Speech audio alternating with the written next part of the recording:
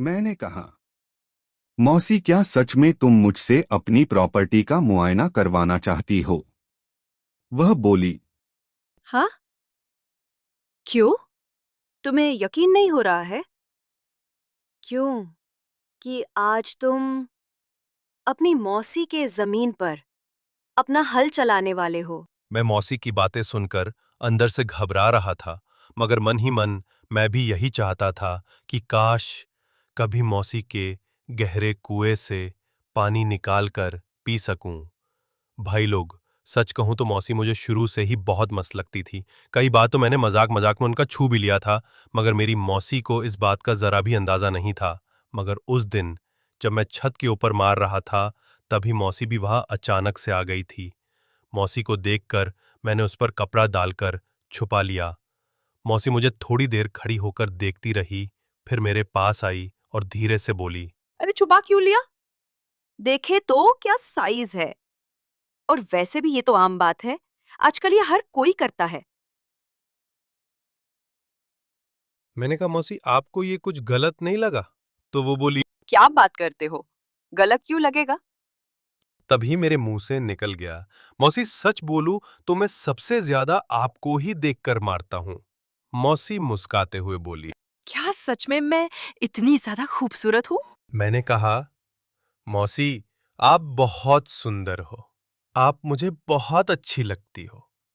तभी वो बोली, ये बात तो तुम्हारे मौसा ने मुझे आज तक नहीं बोला कि मैं खूबसूरत भी हूँ। मैंने कहा छोड़ो मौसी, जो चीज जिसके पास होती है उसको उस चीज की कदर करनी बिल्कुल नहीं आती। दोस्तों, मेरी मौसी बहुत ही कम उम्र की थी, उनकी शादी को अभी 8 महीने ही हुए थे। लेकिन जब से उनकी शादी हुई थी, वो जरा भी खुश नहीं थी, क्योंकि उनके पति यानी मेरे मौसा जी, वो ज्यादातर बिजनेस के सिलसिले में घर से बाहर ही रहते हैं और मेरी मौसी घर में अकेली रहती है। मैंने कहा, मौसी काश मैं आपकी जमीन को जोत पाता तो मेरा सालों का सपना पूरा हो जाता।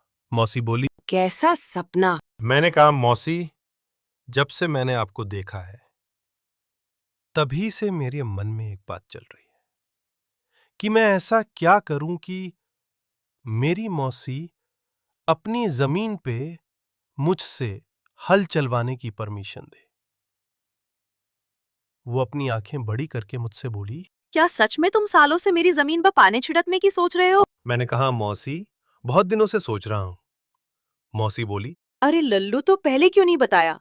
इसी बहाने मैं भी तुम्हारी बंदूक देख लेती कि कितना दम है। मैंने कहा, मौसी सच कहूं तो इतने दिनों से तुमसे ये बात कहने की हिम्मत नहीं जुटा पा रहा था। तभी वो बोली, अच्छा, अब तुमने मुझसे ये बात बता दिया है तो मुझे कुछ दिन सोचने का टाइम दो, फिर मैं बताती हूँ। अच्छा, जल्दी से तैयार हो जाओ, तुम्हारे घर से फोन आया था, कुछ जरूरी काम है, तुम्हें अपने घर जाना होगा। मैंने कहा, मौसी तुम्हारे यहां से जाने के बाद मैं सिर्फ जल्दी नहीं आ पाऊंगा। मौसी बोली।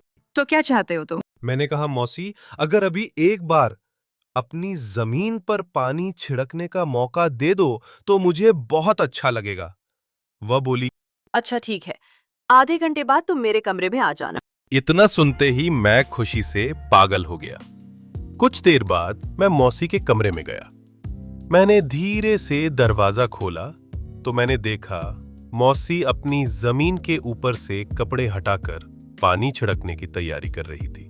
वो अपनी साड़ी उतार दी।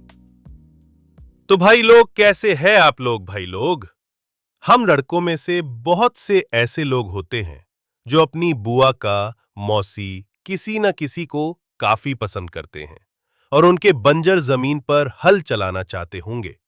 मगर ये मौका कुछ लोगों को ही मिल पाता है। तो भाई लोग, कहानी को पूरा जरूर सुनना, क्योंकि ये कहानी आखिरी में बहुत ही ज्यादा रोमांचक होने वाली है। भाई लोग, मेरा नाम सुनील है और मेरी उम्र 17 साल है। मैं अपने माँ बाप का इकलौता हूं। भाई लोग, मेरी एक मौसी है जो किसी कारण हमारे ही साथ रहती है। मेरी मौसी बहुत सुंदर लगती है। भाई लोग, एक दिन मुझे अपनी मौसी की जमीन के कुछ हिस्से देख लिया था। काफी खुला मैदान था, एकदम सपाट।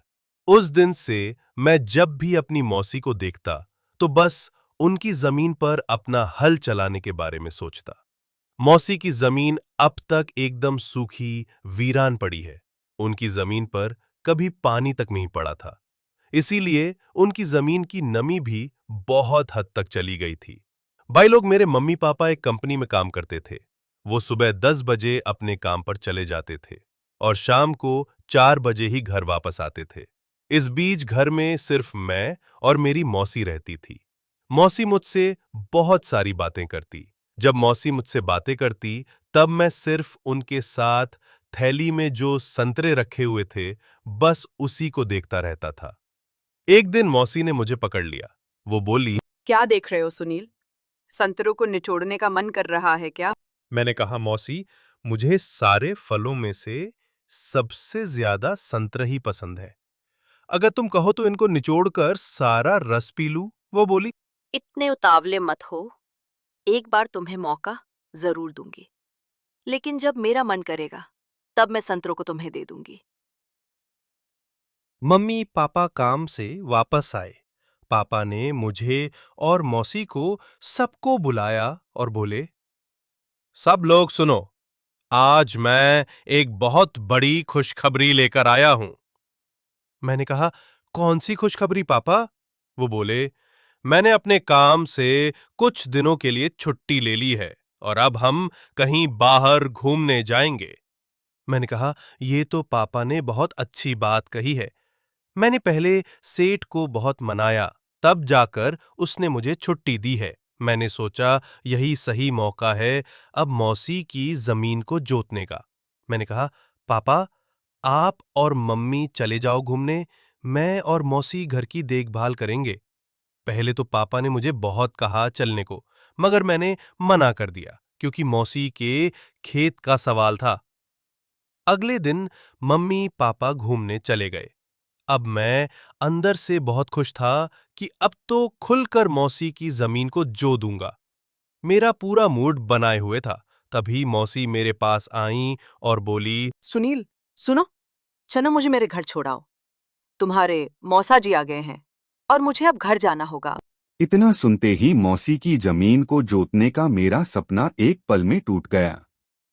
फिर मौसी अपने घर चली गई। अब मम्मी पापा के काम पर जाने के बाद मैं अकेला घर में रहता था। मौसी के चले जाने के बाद मुझे घर में जरा भी अच्छा नहीं लगता था। मेरी मौसी ससुराल में मेरे घर से बस 20 किलोमीटर दूर था। इसीलिए जब मैं अकेला घर में बोर हो जाता तो अपनी मौसी के यहाँ चला जाता था। मेरी मौसी भी ज्यादातर घर में अकेली ही रहती थी, क्योंकि उनके सास ससुर बहुत पहले ही एक्सपायर हो गए थे और मेरे मौसा जी काम के चक्कर में अक्सर बाहर ही रहते थे। उनका बहुत कम ही घर पर आना होता था। शादी के बाद मेरी मौसी और भी ज्यादा खूबसूरत हो गई थी। जब कभी मैं उनकी मौसी के यहाँ घूमने जाता तो 7-8 दिन वही रुक जाता था। अब धीरे धीरे मौसी मेरी मन की बात जान चुकी थी कि मैं उनकी जमीन पर हल चलाना चाहता हूं। जब मैं मौसी के घर रुका, उस दिन मैं बैठकर टीवी देख रहा था। तभी मौसी आकर मेरे सामने बैठ गई। मौसी बोली, अच्छा सुनील, एक बात बताओ। मैंने कहा, क्या मौसी? वो बोली, अच्छा, तुमने कभी किसी के कुएं से पानी निकालकर अपनी प्यास बुझाई है? मैंने कहा, मौसी, अभी तक तो मैंने किसी के कुएं का पानी नहीं पिया है। फिर वह सामने से उठकर मेरे पास आकर बैठ गई। मैं सोच में पड़ गया कि आखिर मौसी को आज हो क्या गया है। थोड़ी देर बाद मौसी बोली, देखो सुनील, मेरे पास एक कुआं है जो अभी थोड़ा कम गहरा है, लेकिन मैं उसको थोड़ा खुदवा कर और भी गहरा करना चाहती हूँ। अगर तुम्हारे मौसा यहाँ होते तो ये काम मैं उनसे करवा लेती, लेकिन उनको अपने ही काम से फुर्सत नहीं मिलती, तो मेरा काम कैसे करेंगे? मैंने कहा, मौसी, कोई बात नहीं। अगर तुम कहो तो आपका यह काम मैं भी कर दूंगा। वह बोली, तो ठीक है, मगर काम शुरू करने से पहले एक बात याद रखना, कुएं को थोड़ा ध्यान से खोदना, क्योंकि पानी का प्रेशर बहुत तेज होता है। कहीं तुम बह मत जाना। मैंने कहा, बुआ तुम टेंशन मत लो, मुझे अच्छे से तैरना आता है। तुम बस ये बताओ कि काम कब से शुरू करना है। देखना तुम्हारे कुएं को खोदकर किस तरह से गहरा करता हूं। वह बोली। चलो ठीक है, अभी काफी रात हो गई है, तुम सो जाओ, मैं कल तुमसे कुएं की खुदाई करवाऊंगी। दोस्तों, इस कहानी का अगला पार्ट जल्द ही अपलोड किया जाएगा। दोस्तों, आपको मेरी यह कहानी कैसी लगी कमेंट करके ज़रूर बताएं। वीडियो पसंद आई हो तो वीडियो को लाइक और शेयर करें, और अगर हमारे चैनल पर पहली बार आए हो तो चैनल को सब्सक्राइब ज़रूर करें।